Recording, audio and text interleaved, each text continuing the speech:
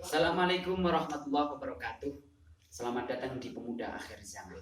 Video yang berisi tanggapan mengenai keluh kesah pemuda milenial. Baik, sebelumnya ada pepatah gini. Tak kenal maka tak sayang, yang sudah kenal tak mesti sayang. Iya. Ya, perkenalkan nama saya Hanif Hilmi Ali. Jika mau saran atau mengeluh kesahkan kepada saya, di Instagram saya Hanif Hilmi Ali dan email hilmiwandu@gmail.com. Baik, video pertama ini akan membahas tentang apakah sikat gigi, apakah status dan hukum sikat gigi itu sama dengan siwak atau tidak. Nah, itu salah satu dari problem pemuda-pemuda akhir zaman sekarang. Sebenarnya sih bukan hanya satu saja, tapi sangat banyak. Hanya saja saya akan membahas satu persatu terlebih dahulu, karena agar bisa lebih mendalam, agar bisa kalian bisa memahami lebih dalam seperti itu. Jadi saya akan mengundang narasumber tetap di sini akan menanggapi dengan tulus hati, ya, dengan ikhlas kalian semua, pertanyaan-pertanyaan kalian semua, keluh kesah kalian semua. Sebenarnya pertanyaan itu menuju ke saya, tapi kan bagaimana juga, saya hanya host di sini. Oleh karena itu saya akan mengundang narasumber yang di situ bisa menjelaskan lebih detail apa keluh kesah kalian semua. Oleh karena itu kita simak baik-baik narasumber kita. Tapi jangan lupa subscribe, like, and comment. Selamat datang Mas Baidillah Hobir di acara kami. Jadi acara Pemuda Akhir Zaman ini berisi tentang tanggapan mengenai keluh kesah pemuda milenial yang bertanya kepada saya. Oleh karena itu saya minta kesediaannya untuk menjelaskan permasalahan-permasalahan yang saya dapatkan tersebut. Jadi salah satu permasalahannya, pertanyaannya adalah apakah status dan hukum sikat gigi itu sama dengan siwak atau tidak? Silakan ditanggapi, Mas. Terima kasih atas undangannya. Sebelum saya jawab secara khusus dan secara sesuai dengan pertanyaannya, sebelum itu tentunya kita harus lebih memahami siwak itu sendiri. Sebelum kita membandingkan antara siwak dan sikat gigi, tentunya kita harus lebih tahu dulu pembandingnya dan apa yang dibandingi. Siwak itu kan sesuatu yang dibandingi, sedangkan sikat gigi adalah pembandingnya. Jadi kita harus memahami siwak itu sendiri. Jadi memang siwak itu adalah suatu aktivitas kegiatan yang memang dianjurkan, disunahkan dalam agama Islam, yang memang sangat dianjurkan oleh Nabi, oleh baginda Rasulullah Muhammad SAW. Di salah satu hadisnya beliau bersabda, laulaan asyukko ala umati, jika Nabi saya Nabi tidak memberatkan kepada umatku, la amartuhum bisiwak, saya Nabi memerintahkan kepada umat, pada semua umat, untuk melakukan siwak inda kulli sholatin, di saat setiap melaksanakan sholat. Itu di salah satu hadis yang diriwayatkan oleh Imam Abu Dawud. Jadi dari hadis tersebut bisa kita pahami, bisa kita simpulkan bahwasanya siwak memang sangat dianjurkan oleh Rasulullah. Oleh karena itu ulama-ulama menjelaskan siwak itu di dalam setiap kitab fikih pasti menjelaskan terkait siwak. Di salah satu kitab yang saya bawain di sini, ini kitab Fathul Qorib yang dikarang oleh Imam Ibnu Qasim Al-Ghazi. Di sini dijelaskan, pertama kali dijelaskan bahwasanya alat siwak wa huwa min sunanil wudu. Di sini secara spesifik beliau mengatakan bahwasanya siwak adalah salah satu sunah wudu. Jadi sebelum wudu itu bersiwak dulu. Iya, disunahkan untuk disunahkan untuk bersiwak. Namun sebenarnya wayut laku asiwak aidon ngalama istakubihi min arokin wanahwihi. Nah di sini sudah mulai berbicara tentang alatnya siwak. Sebenarnya ini yang masuk dalam tema kita yang sedang kita bicarakan. Sikat gigi apakah termasuk alat siwak? Pertanyaan kan sebenarnya seperti itu. Pertanyaan fikihnya seperti itu. Bahwasanya apakah sikat gigi itu termasuk siwak? Kan seperti itu. Nah terus kemudian di sini saya mengutip lagi di salah satu kitab, yaitu di Al-Mujarrim al-Khatib. Di sini dijelaskan sebenarnya ini kitab iknanya. Di sini lebih detail lagi bahwasanya siwak wasiwaku lughatan adalku. Wasiwak itu adalah menggosok.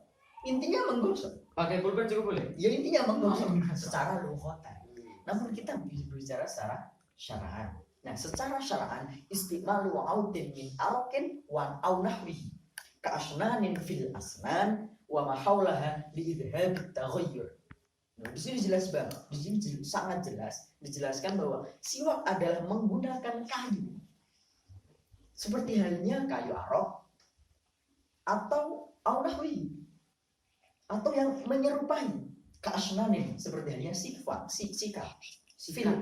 gigi.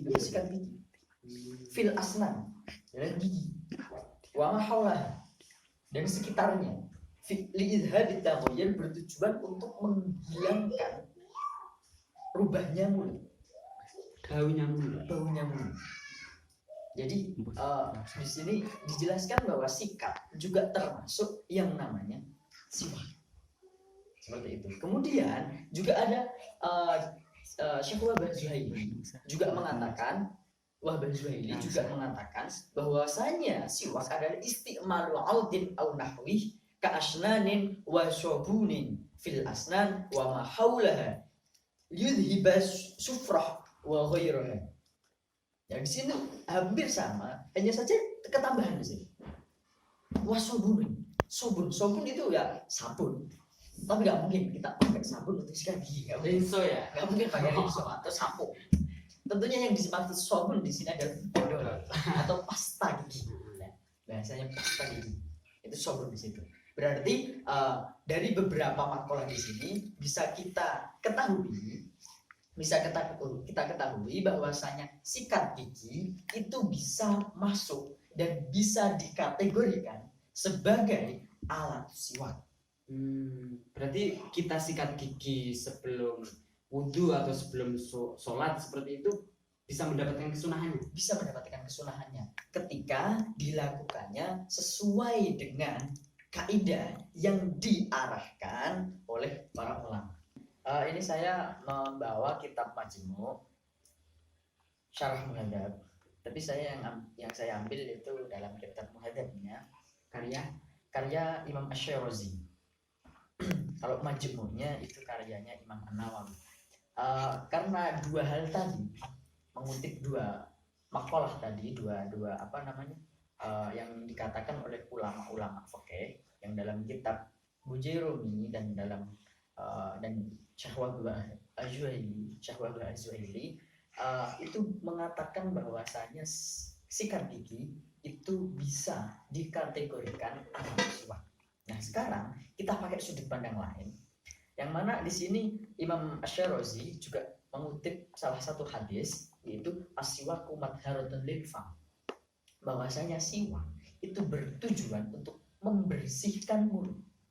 Membersihkan mulut dari apa? Ya dari kotoran, dari baunya mulut dan lain sebagainya. Berartinya perlu digarisbawahi bahwasanya siwak itu bertujuan untuk membersihkan mulut. Bau mulutnya salah satunya. Contohnya itu seperti anak muda sekarang karena kita berbicara tentang milenial anak muda, maka kita kasih contohnya pun juga anak muda. Seumpama ada seorang cowok pemuda yang mengungkapkan perasaannya, nembak kalau bahasa Jawanya, nembak, mengungkapkan perasaan kepada salah seorang pemuda. Namun di saat prosesi penembakan si pemuda itu belum sikat gigi selama 1 minggu. Bisa kita bayangkan apa perasaan si pemudi di saat I love you, tapi yang dia rasakan justru baunya, bukan perasaannya. Itu kan bisa Kemungkinan besar ditolak. ya, mungkin bisa jadi ditolak.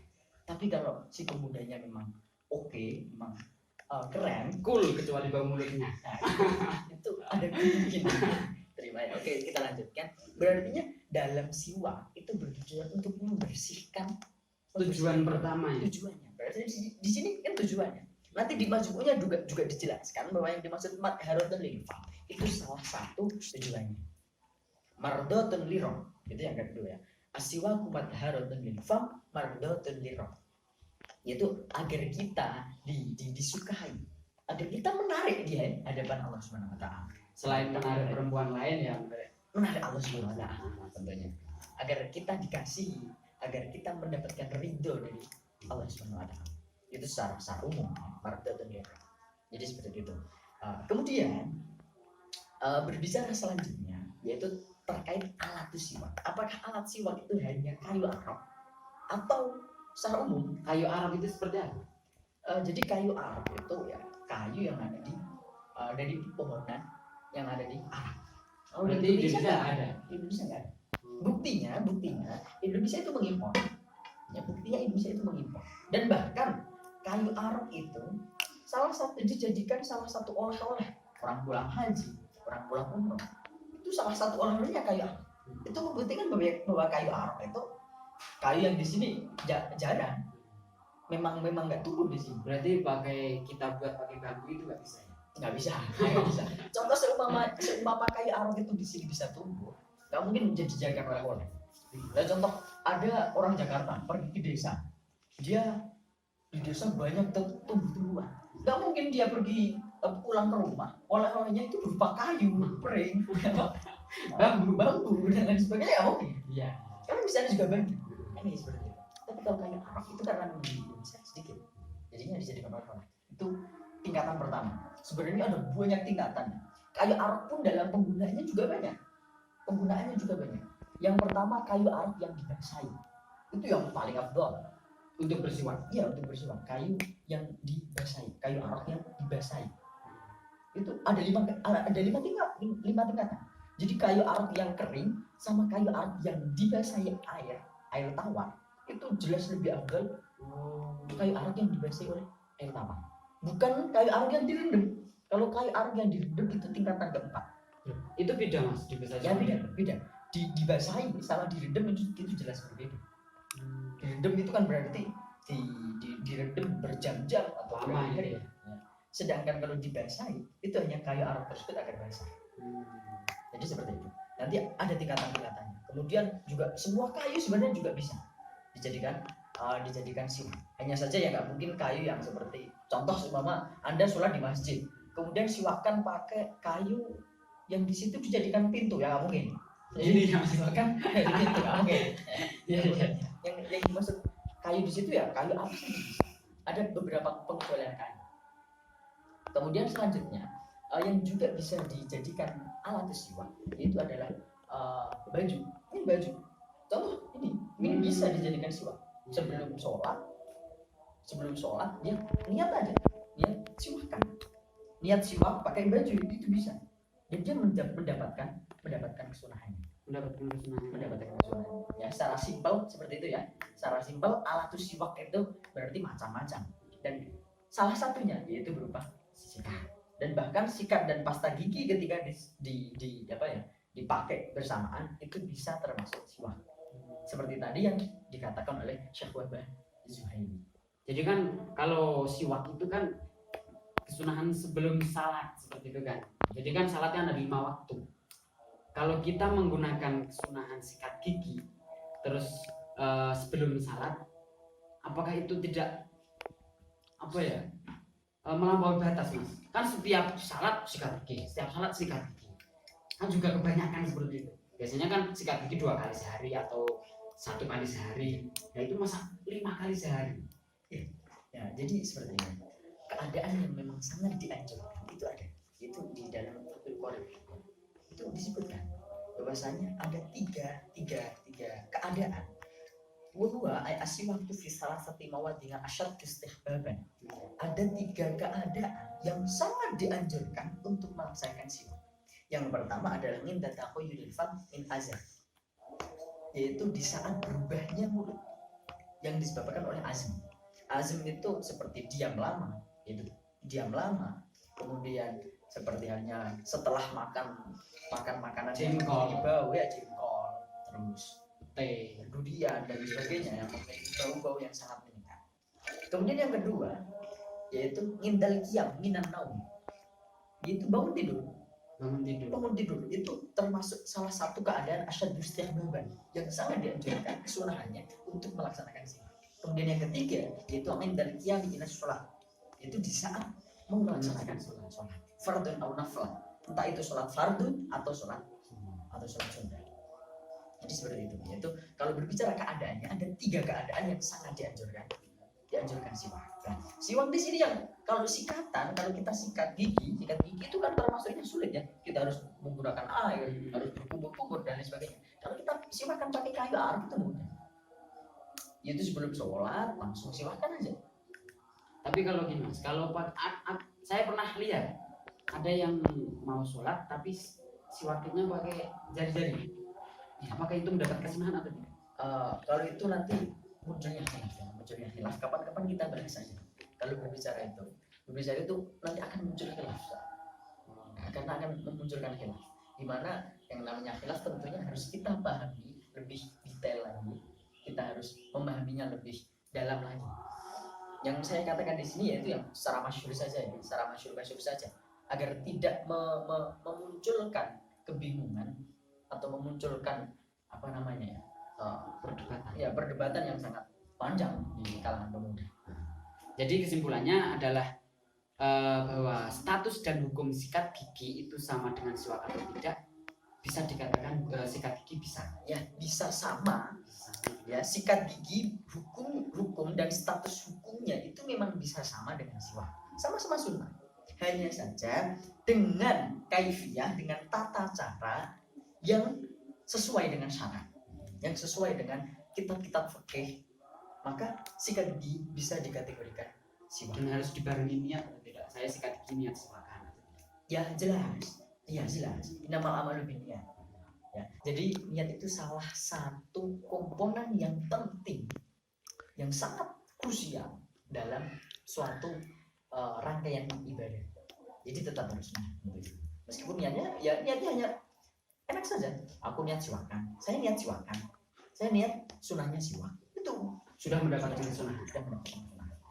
Mungkin itu dulu Mas Ubaidillah. Kita cukupkan sekarang.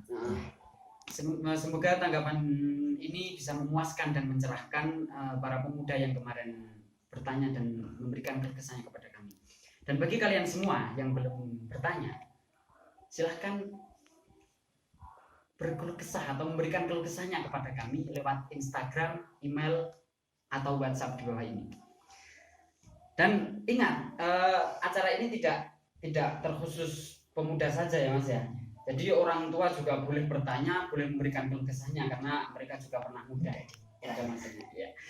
Mungkin cukup sekian, semoga bermanfaat. Jika ada kesalahan dari tutur kata saya atau Mas Ubaidillah Khadir, mohon dimaafkan. Assalamualaikum warahmatullahi wabarakatuh.